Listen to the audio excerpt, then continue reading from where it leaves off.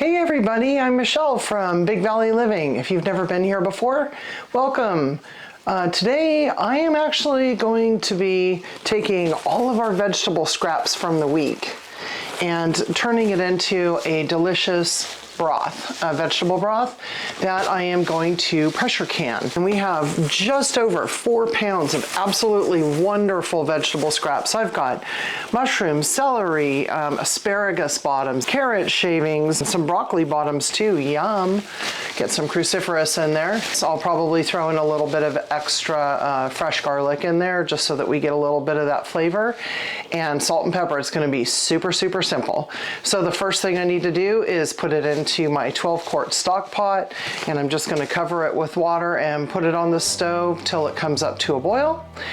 Get it to simmer, and it's going to simmer all day long. So I'm excited. We haven't had vegetable broth on this shelf for a long time, and if I was already going to be throwing this away, I might as well do something good with it.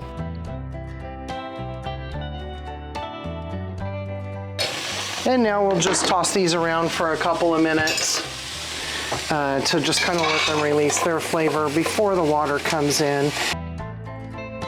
It has lines in it to tell you how much is in there. So this is showing 40 cups right now, which is perfect. So I'm just gonna let these come up to a boil, add a little bit of salt right now, I think, and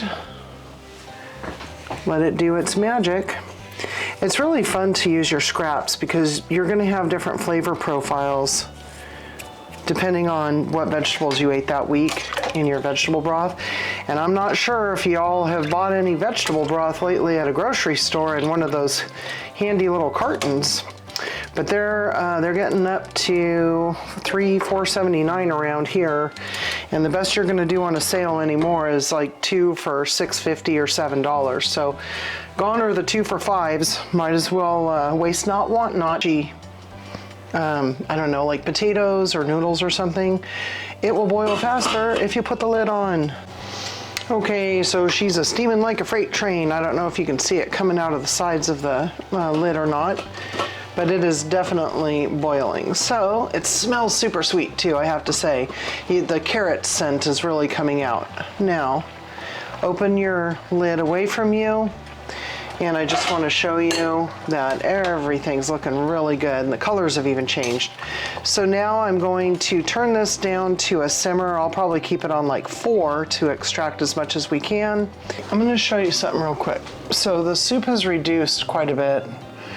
But that was by design.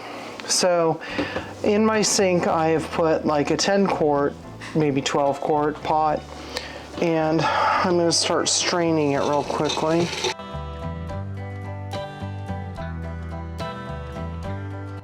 All right, guys, so this is the leftover vegetables. They're still steaming, so they're gonna cool down before we take them out. So I just wanted you to see that. That's a pretty good size bowl. So it's gonna be some really nice compost. And again, if we had chickens, they would be most happy. So look at this rich broth that I'm pouring out. Isn't that crazy? We ended up with 18 cups of concentrated broth. So I'm using my gallon jar to bring it up to 40 cups. So as you saw, we put quite a bit of water into the broth to bring it all the way up. So what I want to do now is bring it up to a boil again, and I'd feel safe about keeping it boiling for about 10 minutes. But I do want you to see that even with the addition of a gallon and about a quart, look at how rich that vegetable broth is, right? It looks so good. Now it's going to change depending on the vegetables that you have, but I'm really pleased with the richness of this broth, and it smells sweet. It's just so weird that it smells like it has more spice in it than a, seriously, teaspoon of salt. So anyway, I see another little floater that I need to get out of there. So if you're watching this, you're gonna be like, hey, grab it. There we go, a little piece of celery.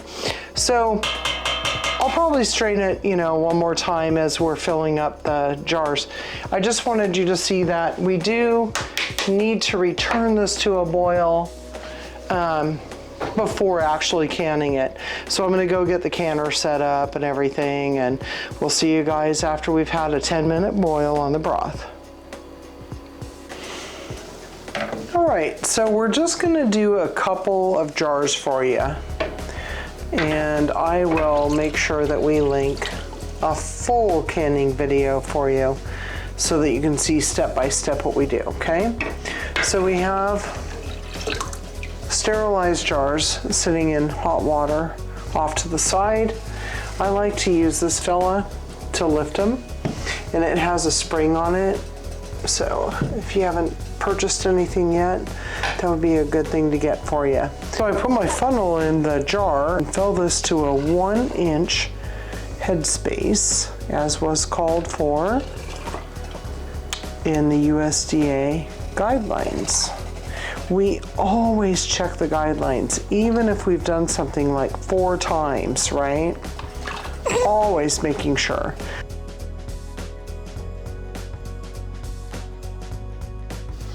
So with our tool, just go ahead and put this at the top of the jar, and a 1-inch headspace will be not touching that. I mean, it could be right at that, but no more. So it's a little bit below. I am seriously not going to try and correct that. We could put a tablespoon or so in there. This one, I want to show you an example. I think that's a good shot.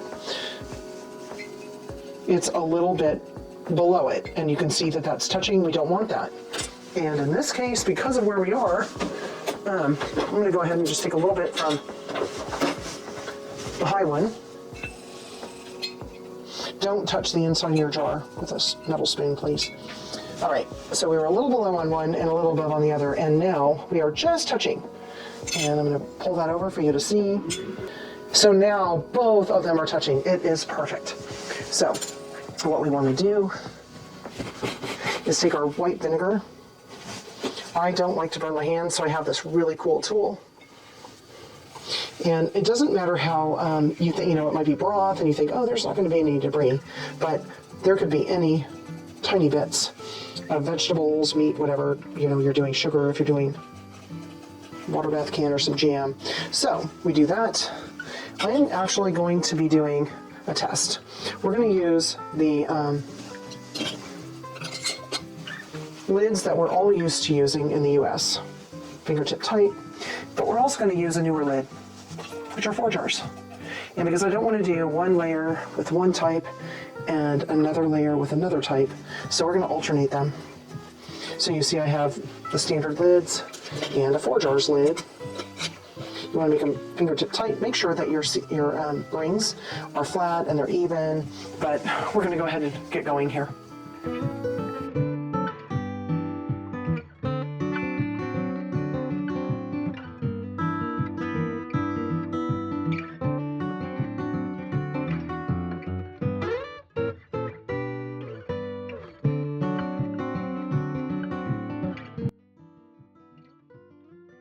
So we have 9 on the top, 9 on the bottom, and this is getting ready to rock and roll here. So on the All-American canner, that arrow right there tells us where to line up our lid here.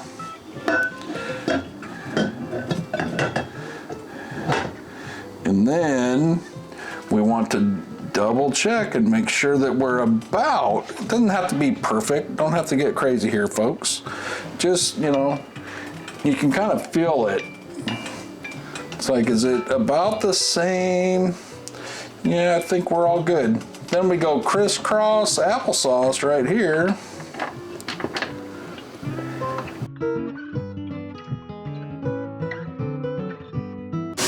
So when we say like a freight train, that's what you want right there for 10 minutes. 10 minutes. So there's something that a lot of people talk about, but I haven't really seen it on a video before. I don't want that dripping there. And that is preparing your jars to put into your pantry for longer term. So after your jars have come out of the canner and have sat for 18 to 24 hours, which ours have at this point, you need to wash them off. And so I've filled my sink, obviously, with hot water. And then you're gonna wash them off, and then you're gonna dry them, label them as you see fit. And most importantly, those rings are gonna go back to your supply cabinet, because you do not want to store your canned food, your home canned food, with the rings on. Right, so this is a tool that I like to use to make sure that when I'm cleaning my jars, see, I took that ring off and I'm gonna set it off to the side. Now, I like to use this so that I can scrub underneath. It's particularly helpful when you are doing jams and jellies and things that are kind of sticky, just to make sure everything gets nice and clean. So I'm just gonna walk you through. You saw me do that, and check your seal, make sure it's nice and tight, and make sure that your button has gone down. And, oh, I've got a 4-jar lid here. So I just take it and clean it really well. And then I take a nice clean rag and do the same thing. And this did not siphon at all. So that was a success in itself. So I just wipe everything down with hot soapy water, rinse it off. And I have a dry canning mat here. You can use a towel or anything you want. Just like to set them there until I'm drying them all off. And I'll just grab a towel and show you. Okay, I'm excited about, this is our first time canning with 4 jars lids. So it's pretty exciting. Okay, so I'm gonna do that. Well, I'll put it there so you can see. We just write on the lids. And this is veg broth. 23. Now, this isn't going to last very long, but I still like to have that on there just so I know what batch it came from, and if I wanted to kind of replicate that flavor profile, I might plan my meals so that I had those exact same vegetable scraps. And I know that sounds silly, but hey, why not? If you like something, right? Do it again. All right, one more time, just so that you get the hang of it. Okay, we took that lid off, or ring, pardon me. I'm checking very well. I'm really gonna go around that with my hands to make sure that it's nice and tight. Take my little handy dandy, and we actually keep this in, we have a canning drawer with all of our canning supplies in the kitchen, and I keep this separated. It does not get used for anything except canning. And when I'm done, I can run it through the dishwasher or just let it dry, let it air dry. But that's just been a really handy tool.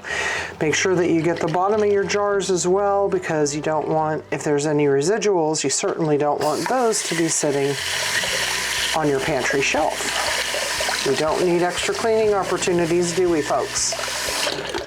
Okay. I'm just gonna dry that off. We're gonna label it. And then we have about 18 more of these, so we are not going to bore you with the whole thing. Thank you very much for stopping by Big Valley Living.